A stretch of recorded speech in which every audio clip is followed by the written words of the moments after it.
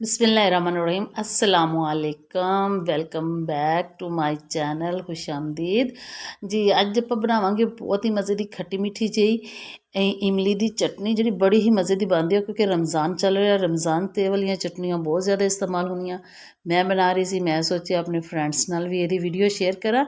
तो आइयो आ जाओ आप मिल के ना चटनी बनाते हैं जी बहुत ही मज़े की बनती है जी। 300 ग्राम इमली लै ली है मैं और इमली ਦੇ ਮੈਂ ਇੱਦਾਂ ਦੇ ਛੋਟੇ ਛੋਟੇ ਜਿਹੇ ਪੀਸ ਕਰ ਲੈਣੇ ਆ। ਆਪਾਂ ਇਮਲੀ ਨੂੰ ਪਹਿਲੇ ਭਿਗੋ ਦੇਣਾ ਔਰ ਖਿਆਲ ਕਰਿਓ ਕਿ ਇਮਲੀ ਬਹੁਤ ਹੀ ਜਿਹੜੀ ਕਾਲੀ ਜੀ ਹੁੰਦੀ ਆ ਉਹ ਨਹੀਂ ਲੈਣੀ, ਬਰਾਊਨ ਜਿਹੇ ਰੰਗ ਦੀ ਇਮਲੀ ਜਿਹੜੀ ਹੁੰਦੀ ਹੈ ਨਾ ਉਹ ਲਿਓ, ਉਹਦਾ ਟੇਸਟ ਬਹੁਤ ਹੀ ਜ਼ਬਰਦਸਤ ਹੁੰਦਾ।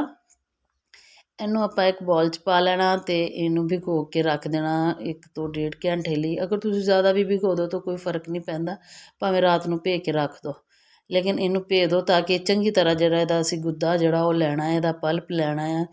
ਇਹਨੂੰ ਭਿਗੋ ਕੇ ਫਿਲਹਾਲ ਮੈਨੂੰ ਭਿਗੋ ਕੇ ਨਾ 2 ਘੰਟਿਆਂ ਲਈ ਰੱਖ ਦੇਣਾ ਹੈ। ਇਸ ਤੋਂ ਬਾਅਦ ਆਪਾਂ ਦੇਖਣਾ ਕਿ ਕੀ ਕਰਨਾ। ਬੜੀ ਹੀ ਮਜ਼ੇ ਦੀ ਚਟਨੀ ਬਣਦੀ, ਇਹਨੂੰ ਜ਼ਰੂਰ ਬਣਾਇਓ, ਜ਼ਰੂਰ ਟਰਾਈ ਕਰਿਓ ਔਰ ਜਿੰਨੀ ਕੋਸ਼ਿਸ਼ ਹੋ ਸਕੇ ਘਰ ਦੀਆਂ ਬਣਾਈਆਂ ਹੋਈਆਂ ਚੀਜ਼ਾਂ ਖਾਇਆ ਕਰੋ, ਬਾਜ਼ਾਰ ਦੇ ਕੈਮੀਕਲ ਤੋਂ ਬਚੋ। ਰਮਜ਼ਾਨ ਆ, ਰਮਜ਼ਾਨ ਦੇ ਵਿੱਚ ਆਪਣੀ ਸਿਹਤ ਦਾ ਬਹੁਤ ਜ਼ਿਆਦਾ ਖਿਆਲ ਰੱਖੋ। ਅਤੇ ਇਮਲੀ ਨੂੰ ਭੇਜਦੇ ਹੋਏ ਸਾਨੂੰ 2 ਘੰਟੇ ਹੋ ਗਏ ਨੇ। ਹੁਣ ਆਪਾਂ ਇਹਨੂੰ ਮਸਲ ਲੈਣਾ। ਇਹਨੂੰ ਮਸਲਣਾ ਆਪਾਂ ਇਸ ਤਰ੍ਹਾਂ ਮੋਟਾ ਮੋਟਾ, ਜਿਹਦੇ ਦੀ ਗੁਠਲੀ ਦੇ ਉੱਤੇ ਇੱਕ ਝਿੱਲੀ ਜਿਹੀ ਹੁੰਦੀ ਆ, ਉਹ ਕੋਸ਼ਿਸ਼ ਕਰੋ ਗੁਠਲੀ ਦੇ ਨਾਲ ਹੀ ਰਵੇ, ਜ਼ਿਆਦਾ ਉਹਨੂੰ ਨਾ ਮਲਿਓ। ਇਸ ਤਰ੍ਹਾਂ ਬਿਲਕੁਲ ਅਸੀਂ ਇਹਨਾਂ ਨੂੰ ਮੈਸ਼ ਕਰ ਲੈਣਾ, ਅੱਛੀ ਤਰ੍ਹਾਂ ਇਹਨੂੰ ਮਲ ਲੈਣਾ। ਮਲ ਕੇ ਥੋੜ੍ਹੀ ਜਿਹੀ ਗਾੜੀ ਲੱਗਦੀ ਹੈ, ਵਿੱਚ ਥੋੜ੍ਹਾ ਜਿਹਾ ਪਾਣੀ ਪਾ ਲੈਂਦੇ ਹਾਂ ਤਾਂ ਕਿ ਅੱਛੀ ਤਰ੍ਹਾਂ ਜਿਹੜਾ ਇਹਦਾ ਪਲਪ ਨਾ ਸਾਨੂੰ ਹਾਸਲ ਹੋ ਜਾਵੇ। ਇਹ ਦੇਖੋ ਜੀ ਜ਼ਬਰਦਸਤ, ਥੋੜ੍ਹਾ ਜਿਹਾ ਆਪਾਂ ਇਹਦੇ ਵਿੱਚ ਪਾਣੀ ਪਾ ਲੈਂਦੇ ਹਾਂ। ਇਹਨੂੰ ਇਸ ਤਰ੍ਹਾਂ ਬਹੁਤ ਅੱਛੀ ਤਰ੍ਹਾਂ ਮਸਲਣਾ। ਮਸਲਣੇ ਦੇ ਬਾਅਦ ਜੀ ਇਹਨੂੰ ਆਪਾਂ ਛਾਣ ਲੈਣਾ ਆ।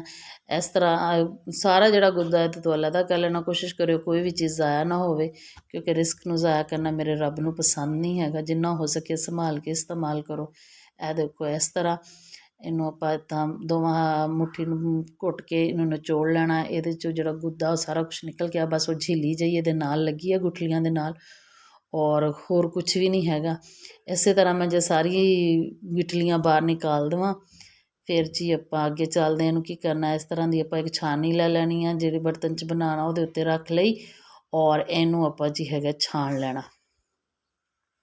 ਇਸ ਤਰ੍ਹਾਂ ਅਗਰ ਤੁਹਾਨੂੰ ਮੇਰੀ ਵੀਡੀਓ ਅੱਛੀ ਲੱਗ ਰਹੀ ਹੈ ਤਾਂ ਮੇਰੀ ਵੀਡੀਓ ਨੂੰ ਲਾਈਕ ਕਰਨਾ, ਚੈਨਲ ਨੂੰ ਸਬਸਕ੍ਰਾਈਬ ਕਰਨਾ ਨਾ ਭੁੱਲਿਓ ਔਰ ਸਾਥ ਲੱਗੇ ਹੋਏ ਜਿਹੜੇ ਬੈਲ ਆਈਕਨ ਦਾ ਬਟਨ ਆ ਉਹਨੂੰ ਵੀ ਲਾਜ਼ਮੀ ਦਬਾ ਲਿਓ ਤਾਂ ਕਿ ਮੇਰੇ ਆਉਣ ਵਾਲੀ ਹਰ ਨਈ ਵੀਡੀਓ ਦਾ ਨੋਟੀਫਿਕੇਸ਼ਨ ਸਾਰਿਆਂ ਨਾਲੋਂ ਪਹਿਲਾਂ ਤੁਹਾਨੂੰ ਮਿਲੇ, ਤਾਂ ਕਿ ਤੁਸੀਂ ਵੀ ਨਵੀਂ ਨਵੀਂ ਰੈਸਪੀ ਬਣਾਇਓ। ਮੈਂ ਜੋ ਵੀ ਰੈਸਪੀ ਆਪਣੇ ਚੈਨਲ 'ਤੇ ਸ਼ੇਅਰ ਕਰਦੀ ਹਾਂ ਬਿਲਕੁਲ ਅਥੈਂਟਿਕ ਹੁੰਦੀ ਆ, ਉਹਦਾ ਬਿਲਕੁਲ ਜ਼ਬਰਦਸਤ ਦਾ ਜ਼ਾਇਕਾ ਹੁੰਦਾ।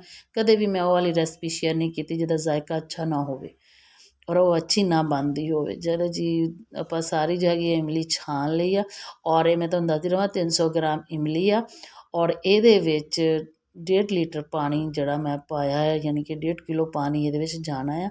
ਪਾਣੀ ਪਾ ਕੇ ਮੈਂ ਇਹਨੂੰ ਚੁੱਲ੍ਹੇ 'ਤੇ ਰੱਖ ਦਿੱਤਾ। ਹੁਣ ਇਹਦੇ ਥੱਲੇ ਜਲਾਉਂਦੇ ਆਪਾਂ ਅੱਗ।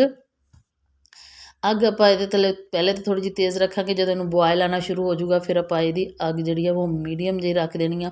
ਔਰ ਅਗਰ ਤੁਸੀਂ ਇਹਦੇ ਵਿੱਚ ਚੀਨੀ ਔਰ ਗੁੜ ਦੋਵੇਂ ਸ਼ਾਮਿਲ ਕਰ ਸਕਦੇ ਹੋ, ਲੇਕਿਨ ਜੋ ਟੇਸਟ ਗੁੜ ਦਾ ਆਊਗਾ ਨਾ ਉਹ ਚੀਨੀ ਦਾ ਆਉਣ ਵਾਲਾ ਨਹੀਂ ਹੈਗਾ।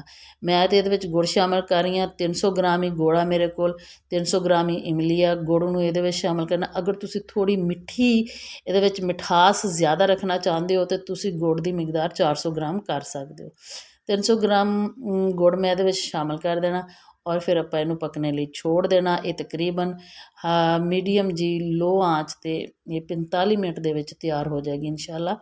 ਔਰ ਦੇਖਿਓ ਬਹੁਤ ਹੀ ਮਜ਼ੇ ਦੀ ਟੇਸਟੀ ਬਣ ਕੇ ਤਿਆਰ ਹੋਊਗੀ। ਇਹਨੂੰ ਇਸ ਤਰ੍ਹਾਂ ਥੋੜ੍ਹਾ ਜਿਹਾ ਹਿਲਾ ਦਿਓ, ਜਿਸ ਤਰ੍ਹਾਂ ਹੀ ਗੁੜ ਮੈਲਟ ਹੋਏਗਾ ਇਹਨੂੰ ਬੋਆਇਲ ਆਉਣਾ ਸ਼ੁਰੂ ਹੋ ਜਾਏਗਾ। ਬੋਆਇਲ ਆਉਣਾ ਸ਼ੁਰੂ ਹੋ ਗਿਆ, ਬੋਆਇਲ ਆਉਂਦੇ ਸ਼ੁਰੂ ਹੋ ਗਿਆ, ਤੁਸੀਂ ਕੋਸ਼ਿਸ਼ ਇਹ ਕਰਨੀ ਹੈ ਜੇ ਵੀ ਕਿਨਾਰੇ ਇਸ ਤਰ੍ਹਾਂ ਸਾਫ਼ ਕਰਦੇ ਰਹਿਣਾ ਕੜਾਹੀ ਦੇ, ਤਾਂ ਕਿ ਜਿਹੜਾ ਵੀ ਗਾੜੀ ਹੋ ਕੇ ਇਹਦੇ ਨਾਲ ਲੱਗਦੀ ਆ ਉਹ ਨਾਲ ਹੀ ਨਾ ਚਿਪਕੀ ਰਵੇ, ਉਹਨੂੰ ਵੀ ਇਹਦੇ ਅੰਦਰ ਸ਼ਾਮਿਲ ਕਰਦੇ ਰਹੋ ਤਾਂ ਕਿ ਕੋਈ ਚੀਜ਼ ਵੀ ਫਿਰ ਤੁਹਾਡੀ ਜਿਹੜੀ ਹੈ ਨਾ ਜ਼ਾਇਆ ਨਾ ਹੋਵੇ। ਤਾਂ ਆਪਾਂ ਇਹਦੇ ਵਿੱਚ ਹੁਣ ਕੁਛ ਸਪਾਈਸਿਸ ਪਾ ਲੈਂਦੇ ਹਾਂ। ਔਰ ਤੁਸੀਂ ਅਗਰ ਤੁਹਾਨੂੰ ਸਪਾਈਸਿਸ ਜ਼ਿਆਦਾ ਪਸੰਦ ਆ ਤਾਂ ਇਹਦੇ ਵਿੱਚ ਕੁਆਂਟਿਟੀ ਤੁਸੀਂ ਜ਼ਿਆਦਾ ਵੀ ਕਰ ਸਕਦੇ ਹੋ, ਨਹੀਂ ਤਾਂ ਜਿੰਨੀ ਕੁਆਂਟਿਟੀ 'ਚ ਮੈਂ ਪਾ ਰਹੀ ਹਾਂ ਉਹ ਇਸ ਰੈਸਪੀ ਲਈ ਪਰਫੈਕਟ ਵਾ, ਉਨੀ ਹੀ ਤੁਸੀਂ ਪਾਇਓ।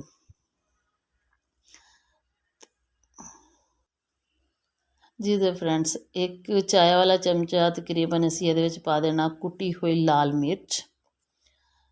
ਕੁੱਟੀ ਹੋਈ ਮਿਰਚ ਇਹਦੇ ਵਿੱਚ ਬਹੁਤ ਟੇਸਟੀ ਲੱਗਦੀ ਹੈ। 1 ਹੀ ਚਾय ਦਾ ਚਮਚ ਜਿਹੜਾ ਨਮਕ ਜਾਊਗਾ ਇਹਦੇ ਵਿੱਚ ਔਰ 1 ਹਾਫ ਯਾਨੀ ਕਿ ਚਾਹ ਦਾ ਚਮਚ ਸੁੱਕਾ ਧਨੀਆ ਇਹਦੇ ਵਿੱਚ ਪਾਤਾ, ਖੁਸ਼ਬੂ ਲਈ ਬਹੁਤ ਜ਼ਬਰਦਸਤ ਲੱਗਦਾ। ਔਰ ਹਾਫ ਚਮਚ ਆ ਜਿਹੜਾ ਇਹਦੇ ਵਿੱਚ ਆਪਾਂ ਕਾਲੀ ਮਿਰਚ ਕੁੱਟੀ ਹੋਈ, ਮੋਟੀ ਮੋਟੀ ਕੁੱਟੀ ਹੋਈ ਆ, ਉਹ ਵਾਲੀ ਇਹਦੇ ਵਿੱਚ ਪਾ ਦੇਣੀ ਆ। ਔਰ ਨਾਲ ਆਪਾਂ ਜ਼ੀਰਾ ਤਲੀ 'ਤੇ ਮਲ ਕੇ ਪੀਸਿਆ ਹੋਇਆ, ਇਹ ਜ਼ੀਰਾ ਜਿਹੜਾ ਹੈਗਾ ਨਾ ਰੋਸਟ ਕੀਤਾ ਹੋਇਆ, ਇਹ ਤੁਸੀਂ ਥੋੜ੍ਹਾ ਜਿਹਾ ਇਸ ਤਰ੍ਹਾਂ ਮਸਲੋਗੇ, ਇਹਦੀ ਬਹੁਤ ਹੀ ਜ਼ਬਰਦਸਤ ਖੁਸ਼ਬੂ ਆ ਉਹ ਇਹਦੇ ਵਿੱਚ ਚਲਾ ਜਾਏਗਾ। ਬਸ ਜੀ ਇਹਦੇ ਵਿੱਚ ਇਹ ਚੀਜ਼ਾਂ ਜਾਣੀਆਂ, ਹੋਰ ਇਹਦੇ ਵਿੱਚ ਕੁਛ ਨਹੀਂ ਪਾਉਣਾ।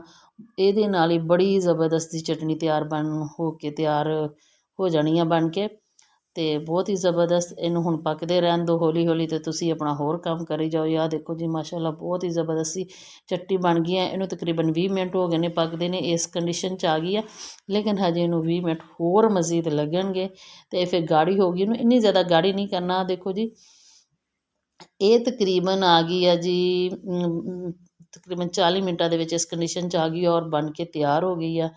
ਔਰ ਇਹਨੂੰ ਤੁਸੀਂ ਜਦੋਂ ਠੰਡਾ ਕਰੋਗੇ ਇਹ ਫਿਰ ਹੋਰ ਜ਼ਿਆਦਾ ਗਾੜੀ ਹੋਊਗੀ। ਫਿਲਹਾਲ ਇਹ ਇਸ ਕੰਡੀਸ਼ਨ 'ਚ ਆ। ਦੇਖੋ ਮਾਸ਼ਾਅੱਲਾ ਬਹੁਤ ਹੀ ਜ਼ਬਰਦਸਤ ਚਟਨੀ ਬਣ ਕੇ ਤਿਆਰ ਹੋਈ ਆ। ਜ਼ਰੂਰ ਖਾਇਓ ਅਤੇ ਪਸੰਦ ਆਵੇ ਤਾਂ ਕਮੈਂਟ ਜ਼ਰੂਰ ਕਰਿਓ। ਔਰ ਇਸ ਤਰ੍ਹਾਂ ਆਪਣਾ ਰੱਖਿਓ ਖਿਆਲ। ਮੈਨੂੰ ਦਿਓ ਇਜਾਜ਼ਤ। ਅੱਲਾ ਹਾਫਿਜ਼।